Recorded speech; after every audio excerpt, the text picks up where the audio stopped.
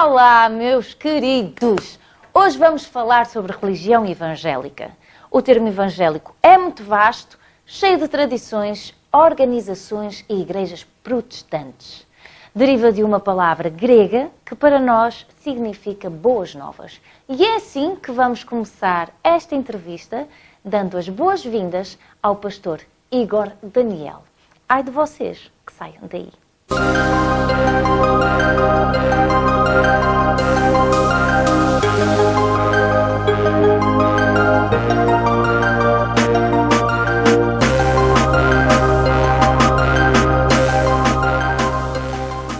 Igor.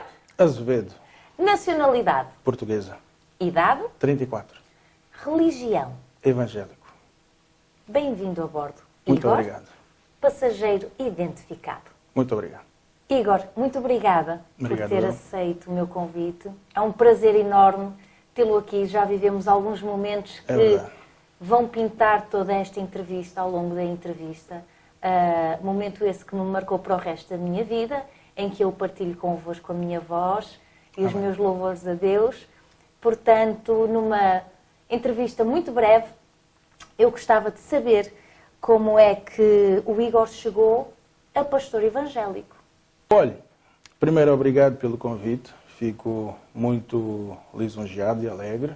Adoro ouvir você a cantar, a louvar para Jesus. Continuo, não paro. Obrigada.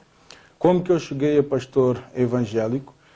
Olhe, foi num dos momentos mais difíceis da minha vida. Eu lembro que o meu período de 23, 24 anos até aos 26 foram momentos onde eu errei bastante na vida e andava muito perdido. E Deus, com a sua misericórdia, apresentou-me alguém, que hoje é minha esposa, e pouquinho por pouquinho ela foi plantando uma semente. Você canta na sua música plantar flores de Jesus. E ela plantou isso em mim. E eu, sem entender, quando me apercebi, eu já estava dentro de uma igreja evangélica, Sim. a esquecer o passado, a perdoar-me a mim no meu passado e a entender a missão que Deus tinha comigo. E a partir daí foi uma jornada de 7 anos e hoje eu sou pastor. Os evangélicos são muito tradicionalistas, seguem à risca o que está na Bíblia ou criam as vossas próprias crenças? Não. Existe, dentro dos evangélicos, existem vários segmentos e alguns são mais tradicionalistas, mas todos seguimos o que a Bíblia nos determina, tanto no Velho Testamento como no Novo Testamento. Se não está na Bíblia, não funciona para nós. Nós seguimos à risca o que a Bíblia diz, ou pelo menos tentamos. Essa é a missão do evangélico, tentar seguir o que a Bíblia nos ensina e determina. E em relação aos pecados, Igor, como é que vocês curam? Há cura para os vossos pecados? Qual é o vosso ritual? O que é que vocês fazem? Como é que agem? Olha, o pecado é quando eu reconheço que eu errei, que eu pequei. Eu só consegui entender que Deus tinha uma missão para mim quando eu entendi e reconheci os meus erros do passado, os meus pecados. Reconheci e disse a Deus, eu reconheço. Porque se eu não reconhecer, eles não se tornam pecados. E Deus não pode trabalhar. Jesus não vai trabalhar onde nós não reconhecemos que existe algo, uma falha. Se nós não reconhecermos e não permitirmos que Ele venha trabalhar em nós, nós vamos viver com esse peso, com esse cargo, com esse fardo para o resto da vida. E isso muitas vezes se alastra e pode se tornar uma depressão ou outras doenças na alma ou espirituais, não é? Mas o pecado nós tratamos com o amor que Jesus nos dá. Eu reconheço que estou errado, eu entendo que existe algo na minha vida que é um pecado que eu fiz, e eu vou aos pés de Deus, aos pés de Jesus, e peço-lhe perdão. Eu reconheço que eu ali de fato errei. E Ele vem, perdoa-me, porque só Ele tem o poder para perdoar pecados. Nós não vamos à igreja pedir, pastor, perdoa os meus pecados. Não, porque senão eu estaria a tirar de Deus a sua grandeza. Esse poder de perdoar pecados só está na mão de Jesus e de Deus. Então, eu entro dentro do meu quarto, eu fecho a minha porta, ajoelho e digo, Pai, eu errei aqui. Eu preciso do teu perdão. Eu sei que eu preciso sofrer talvez uma consequência pelo meu erro para eu aprender. mas eu sei que eu errei aqui. E Ele perdoa-me pela sua infinita misericórdia e infinito amor. For them we ask for forgiveness, and their souls may rest in peace. May your mercy fill them with your love. We will pray by your side for all of them.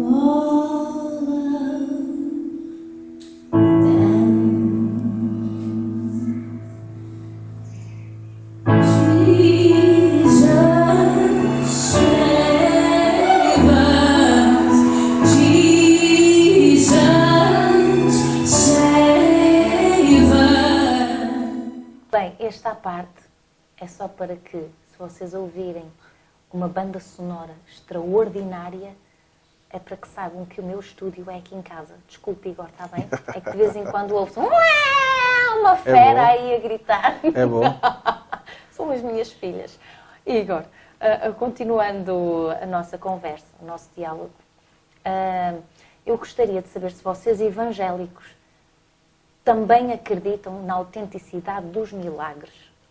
Porque Sim. eu posso dizer que já vivi um Ainda milagre, bem. embora seja católica.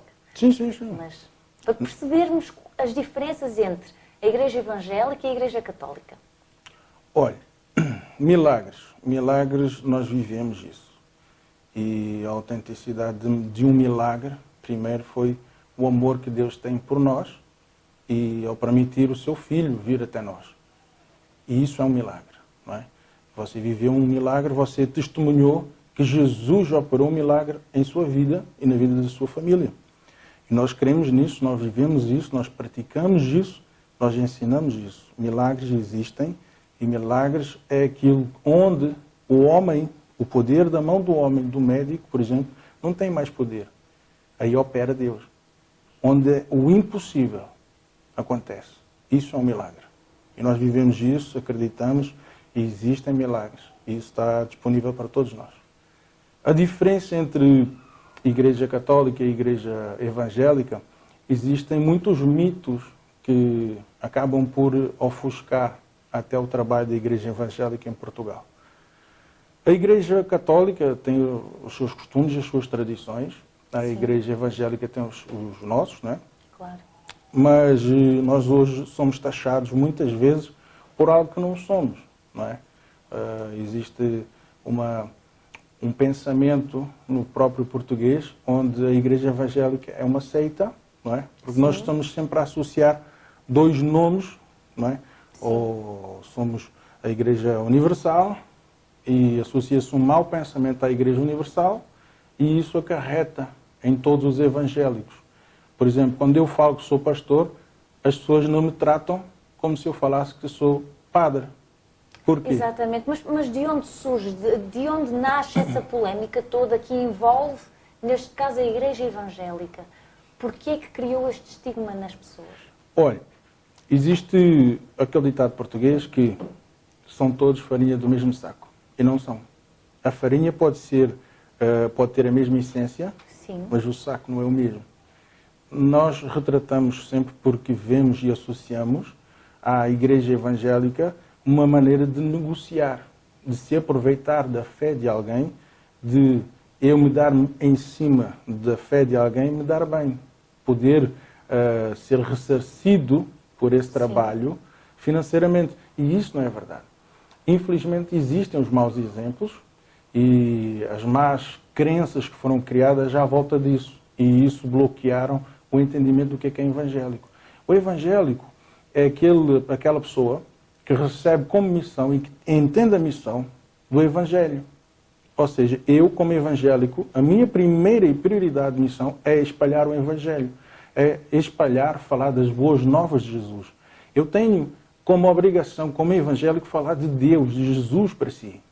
E você, quando recebe isso, tem que transmitir ao próximo. Só que nós criamos uma barreira à nossa volta. Eu gostaria que todos pudéssemos entender que existem os maus exemplos, mas também existem os bons. Os bons, exatamente.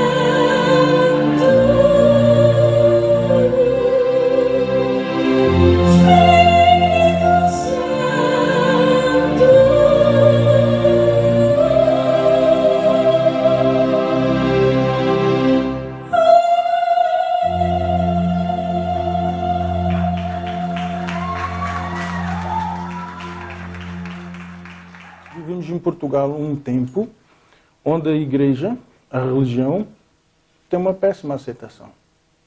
Mas nós vemos que existem crimes que estão a ser cometidos em Portugal.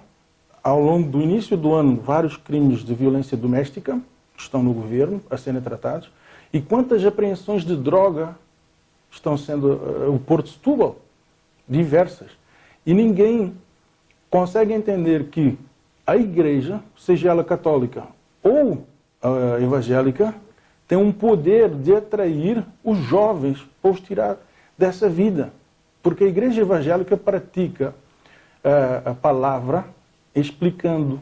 Exatamente. Porque nós vivemos isso. Nós podemos falar um bocadinho sobre isso, Igor. O que é que a igreja evangélica faz? Como é que atua? O que é que tem para oferecer às pessoas? Neste caso, especificamente aos jovens. Ótimo. Olha, a igreja, nós temos que associar a igreja não um lugar de portas fechadas e de quatro paredes. Nós temos que entender que ali é um edifício onde existe a presença de Deus e nós lá vamos buscar um reforço. Mas o trabalho da igreja evangélica em Portugal é mais que isso. Atrair jovens, atrair as pessoas. Como? Dando bom exemplo.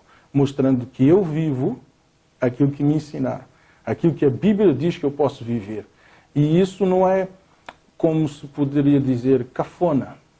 Não deixa de ser mais fixe ou não está na moda se eu puder praticar aquilo que a Bíblia me ensina. Aliás, um dia eu ensinei para um grupo de jovens que Deus é tão bom que você, quando compra um telemóvel, eu trago um manual de instruções.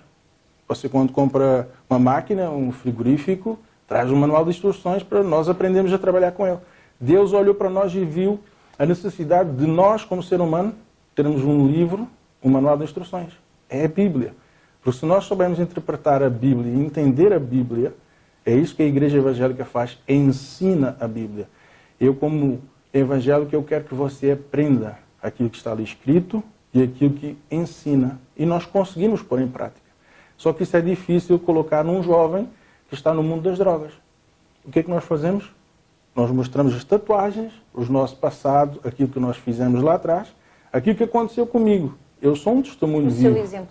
O que aconteceu comigo, eu posso transparecer para o outro. Olha, vem, experimenta. Por isso que dentro da nossa igreja nós colocamos música, nós cantamos, estamos à vontade. Porque é a casa do Pai.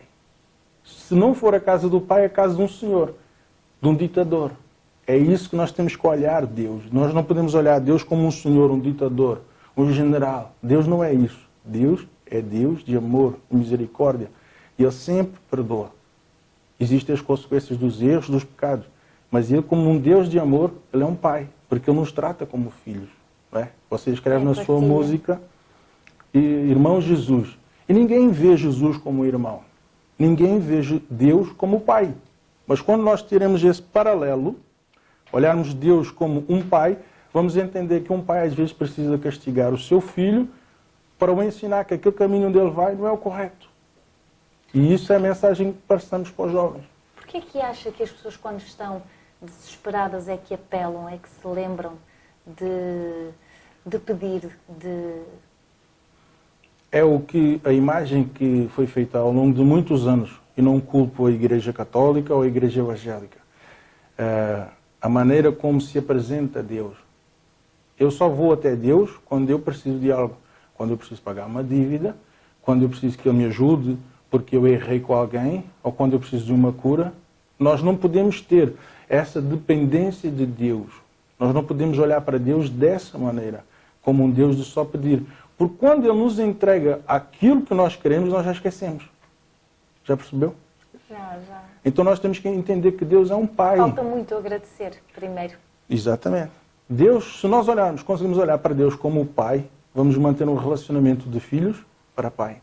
E conversar com Ele de filho para Pai. E sabermos sempre que Ele nos perdoa.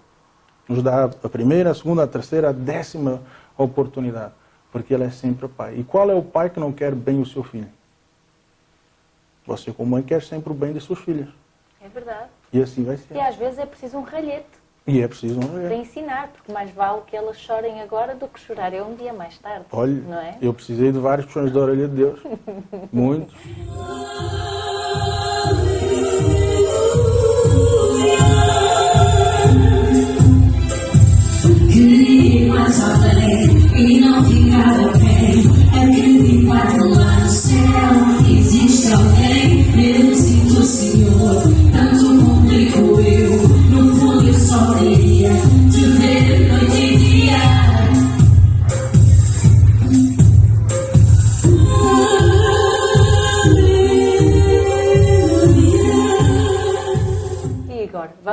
falar, por favor, de algo que ainda faz muita confusão nos dias de hoje a certas pessoas. O chamado dízimo. O dízimo, a oferta, e gostava também que o Igor falasse sobre a solidariedade que vocês praticam. Ótimo. Isso é muito interessante e importante falarmos. O dízimo. O dízimo é bíblico, como existe dentro da Igreja Católica, como também existe dentro da Igreja Evangélica, como em todas as religiões existe sempre a oportunidade de se ofertar ou dizimar. O dízimo é o quê? A Bíblia nos ensina que é uma 10ª parte sobre tudo aquilo que nós ganhamos. Eu ganho 1.000 euros, um ordenado de 1.000 euros, um exemplo, 10% eu reverto para a ajuda.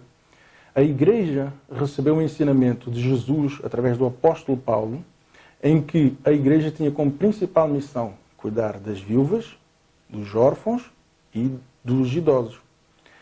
A Igreja que não tem essa missão de ajudar os mais necessitados, o seu dízimo e as suas ofertas estão a ser em vão. A oferta e o dízimo têm que servir para ajudar. Manter a casa de Deus, manter a igreja, lógico, porque existe uma renda, existe um aluguer, Claro, existe luz para pagar, o espaço, existe um água. evento que as igrejas às vezes querem fazer, ou abraçar uma outra causa, e isso tem que ser a comunidade, tem que ser os irmãos, os membros, tem que ser a ajuda entre todos. Não só eu, como pastor, que eu tenho a obrigação, não, porque a igreja não é de Deus, é minha. Percebe? Então, quando nós entendemos que a igreja somos nós, e dentro daquelas 4 paredes formamos o corpo de Cristo, eu sinto a necessidade de dizimar e de ofertar. Porque eu estou a fazer algo em prol do próximo. Eu estou a ajudar uma vida. Por isso que eu muitas vezes digo que uma igreja pode ser considerada um hospital, uma escola, pode ser um lugar de cuidados intensivos e também um orfanato. Por quê? Porque nós, como missão, nós pregamos a palavra, ensinamos a palavra, mas vamos aos mais necessitados. No Natal, por exemplo, nós, entre os irmãos da igreja, juntámos financeiramente e com ajudas também de alimentos e fomos alimentar 50 moradores de rua aqui em Lisboa. E isso é a missão da igreja. E para isso serve o dízimo e a oferta. A oferta e o dízimo não é para o pastor pôr no bolso, não é para o pastor viver daquilo. Se ele viver para a igreja, lógico que existirá a necessidade desse homem, com família, ter suprido as suas necessidades de um salário, mas isso é estabelecido de igreja, percebe? Mas não é o objetivo principal. O objetivo principal é sermos bênção para podermos abençoar. Ou seja, eu dou com amor a minha oferta e o meu dízimo, porque isso vai acrescentar em mim. E eu não faço barganha. O que existe muito, e os maus exemplos que estão aí, só vais ganhar a tua salvação, só vais ser abençoado se ofertar, se der isto, se der aquilo. Esse entendimento generalizou que os evangélicos só estão atrás do dinheiro. Isso não é verdade. Venham conhecer a igreja. Eu convido a todos a vir conhecer a igreja evangélica, a nos concederem essa oportunidade. Existem tantos pastores em Lisboa, nos arredores, com trabalhos extraordinários. Sábado passado estivemos numa conferência onde uma igreja que todas as semanas, no mínimo 2 vezes, está ou no Rossio ou em Santa Apolónia a alimentar os moradores de rua. Percebe? Temos o pastor Daniel Borrego, da Igreja para Todos, grande amigo nosso, um pastor, a sua família é dedicada a ensinar quem não sabe ler e escrever. Eles, por 9 meses, ensinam a paróquia, o centro paroquial da Pontinha Famões, pediu eles para ajudar. Porque a esposa do pastor, a pastora, se dedica a ensinar quem não sabe ler e escrever. Nós também fazemos isso e no meio... Por acaso ia tocar nesse assunto, porque você tem aí uns fãs muito especiais. Os ciganinhos, é verdade. Não é? Que já frequentam a igreja e que aprendem a ler, a escrever, Sim, sim. A partilhar. muito... Olha, nós temos uma irmã, nós estamos a preparar ela, para ela poder vir a ser uma missionária dentro do meio evangélico, junto à etnia cigana. Eu não gosto muito da palavra de raça ou etnia, porque nós temos que nos considerar todos irmãos, percebe? Mas a sociedade dá estes rótulos. E nós estamos a preparar ela, a capacitar ela. Hoje ela pega na Bíblia, sabe onde está o livro de Atos ou o Evangelho de João. Ela sabe onde está o Velho Testamento e o Novo Testamento. Ela sabe florear, ela sabe ler e entender. Porque a Bíblia não é uma palavra, não é um livro com uma palavra fácil. Nós não conseguimos entender muitas vezes o que a palavra quer nos dizer à primeira. É difícil. Porque a tradução é assim e é preciso um profundo estudo para entender ao fim o que a palavra quer dizer. Nós preparamos essa irmã, estamos a capacitá-la para ela se tornar missionária no meio dos irmãos ciganos e no meio deles fazemos a obra. Por exemplo, lá no Montijo, quando existem problemas, lá no bairro, eles não chamam nem a polícia, nem o presidente da Câmara, ninguém, chamam o pastor Igor. Os irmãos da Igreja Unidos chamam e nós vamos lá. Que giro. Quando há zaragatas entre eles, e uma zaragata no meio dos irmãos ciganos é uma zaragata. É verdade, é sério. É sério. E tem que acalmar também, porque é sério. Mas para isso, Deus precisou me levar ao Brasil, me ensinar um tempo. Sobre essa experiência, Igor. Porque você é português, mas foi até ao Brasil conhecer a Poliana, para quem mandamos um beijinho, a sua esposa. Beijinho. E a Poliana, como você disse, é que semeou essa sementezinha no seu coração, na sua alma. Eu nasci no Lubito, porém, meu pai e minha mãe são portugueses. Sim. E registraram no consulado, na embaixada portuguesa. Olha, eu conheci a minha esposa, Poliana, quando praticamente eu estava a desistir. O meu pai já tinha realizado alguns investimentos no Brasil. E numa tentativa de eu espairecer um pouco os ares, de tentar sair de um mundo de asneiras para tentar me revitalizar, entender o que é a vida, me tornar um homem de verdade, ele convidou-me, vai para lá, passa um tempo e vê o que queres fazer da vida. Nesse meio tempo, eu tinha um amigo que em comum era amigo da Poliana. E começamos a falar, ainda havia o Wi-Fi e o Orkut. Começamos a falar muito, cada vez mais, passei a ligar para ela, a conversar. Ela estava na faculdade na época e entrou um processo um pouco de depressão e disse, vou dar uma pausa, vou fazer uma pausa e vou a Portugal, porque nós pelo telefone já nos tínhamos declarado namorados. Nós já namorávamos pelo telefone há uns 4 meses. Olha, as minhas filhas gostaram. Viu?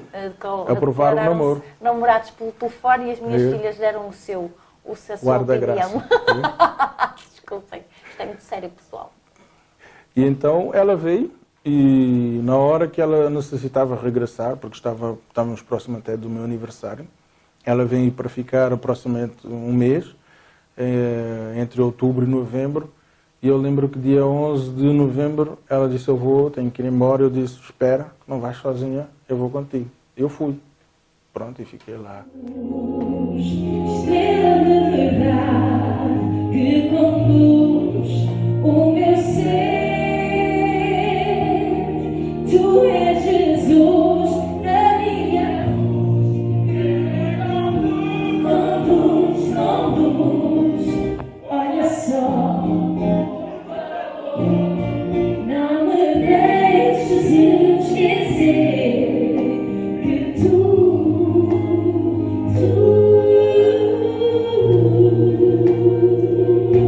és tudo pra mim.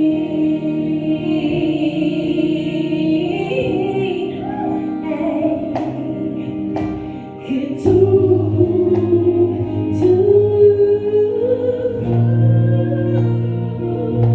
és tudo pra mim.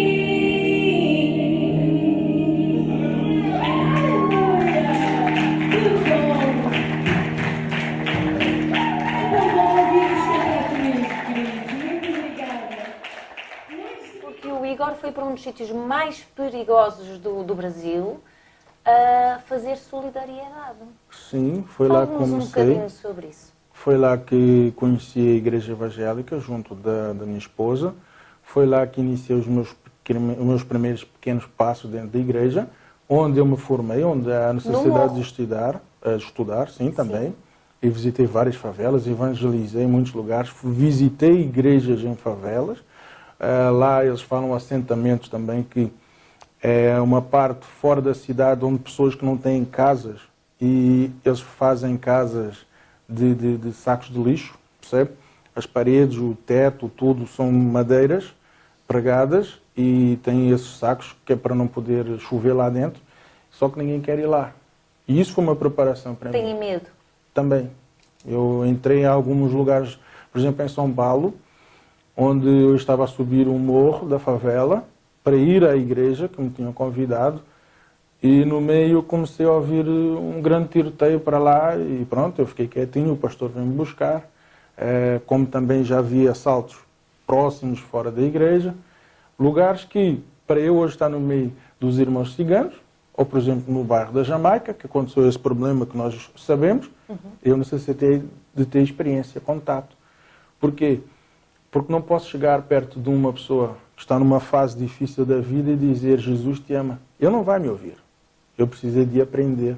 Deus precisou me ensinar, me doutrinar a lidar com esse tipo de situações. Problemas físicos, problemas de ordem espiritual.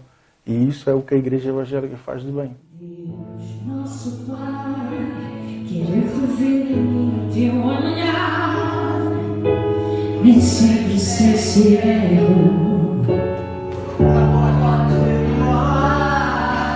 Espera por mim, eu quero mudar, porque me arrependi, me arrependi. Oh, Jesus amado,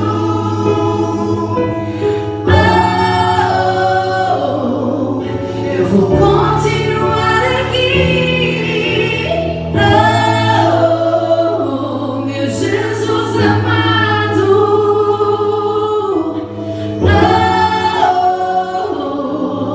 eu vou continuar aqui. Admiro e conspiro um momento só contigo. Perdão, Senhor, perdão, Senhor, perdão, Senhor. Oh, meu Jesus amado, oh, eu vou continuar aqui. Oh, meu Jesus amado,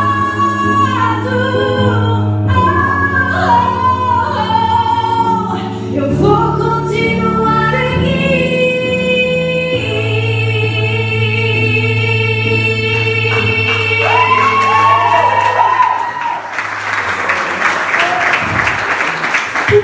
Senhor Jesus.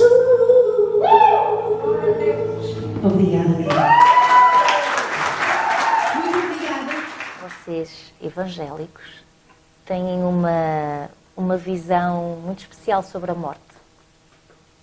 Eu gostava que você passasse esse conhecimento para as pessoas que estão lá em casa, a ver-nos neste momento, a forma como vocês abraçam esse Olha, momento.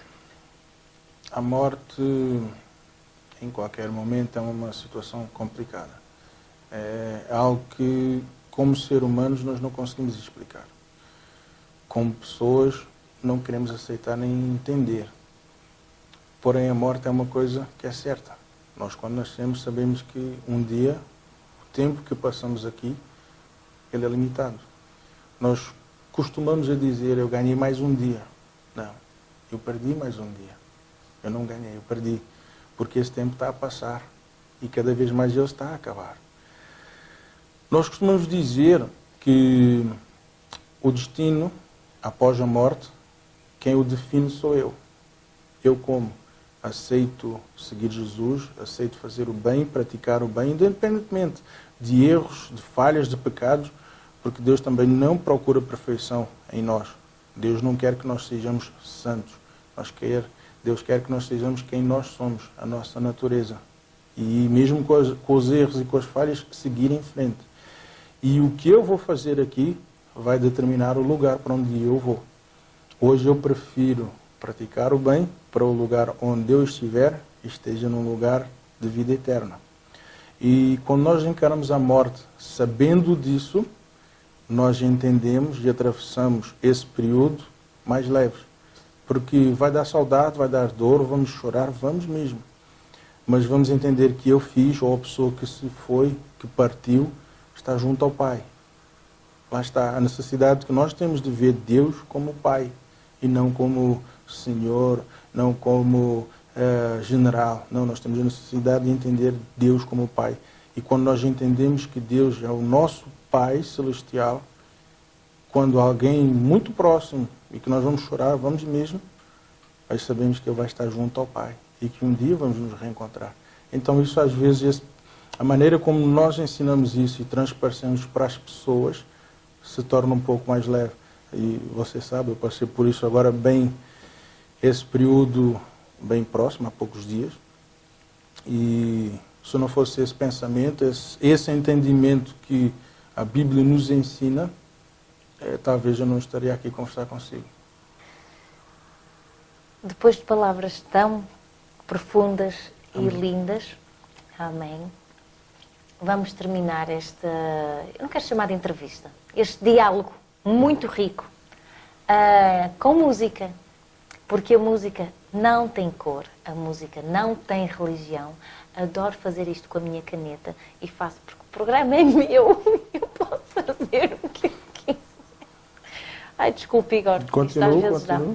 Mas é verdade, a música não tem cor, não tem religião, e foi assim que eu vos conheci. Amém. Cantando os meus louvores Ainda e com todo o orgulho a ir à vossa igreja, Amém. partilhar aquilo que realmente me faz feliz.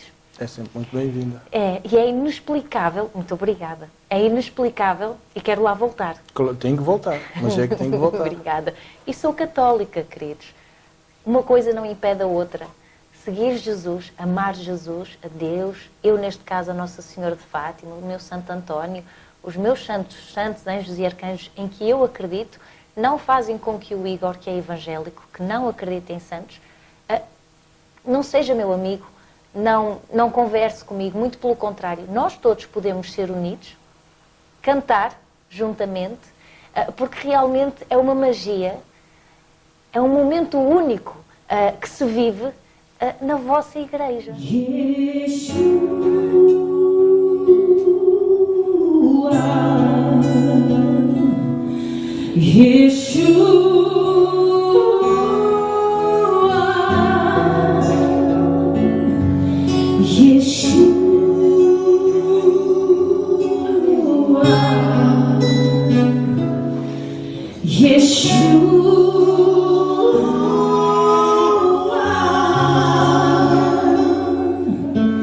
Vem saltando sobre os montes de Jerusalém.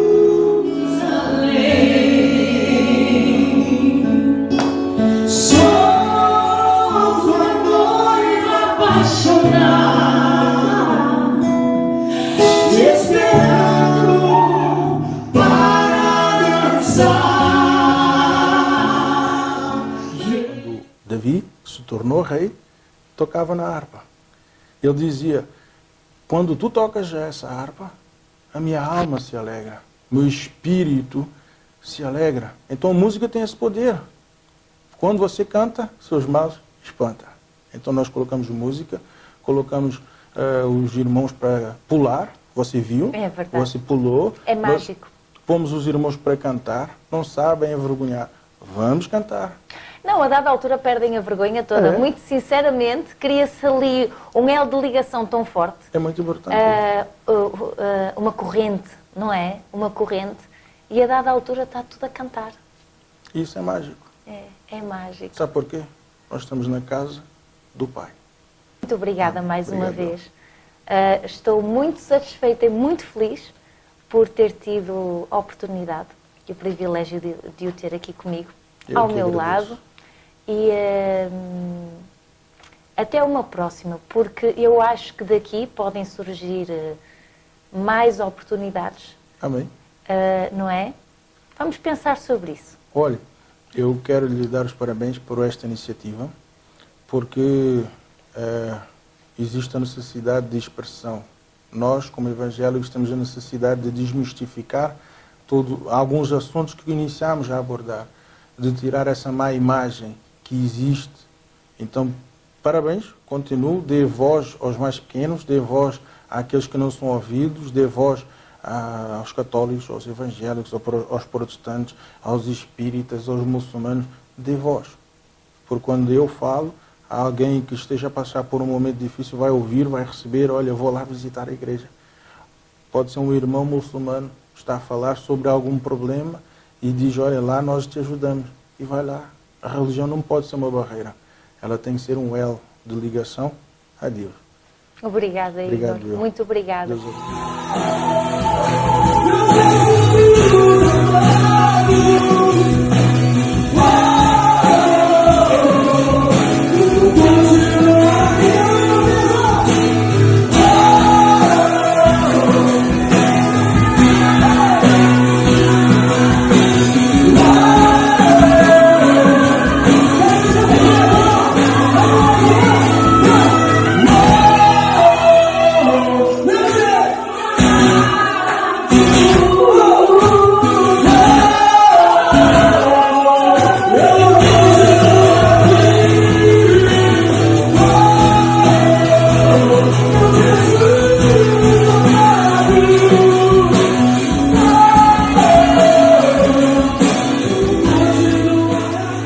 Vocês aí em casa, eu não me posso esquecer, com licença, porque eu não estou habituada a isto. Deem o vosso like, carreguem lá no sininho, delim, delim, delim, delim. Se for um like negativo, conta na mesma como positivo e subscreve-te, está bem? Um beijinho muito grande e espero que vocês gostem desta entrevista, também se não gostarem. Temos pena. Este é o meu programa, Luciana Abreu Online. Até à próxima. Até a próxima.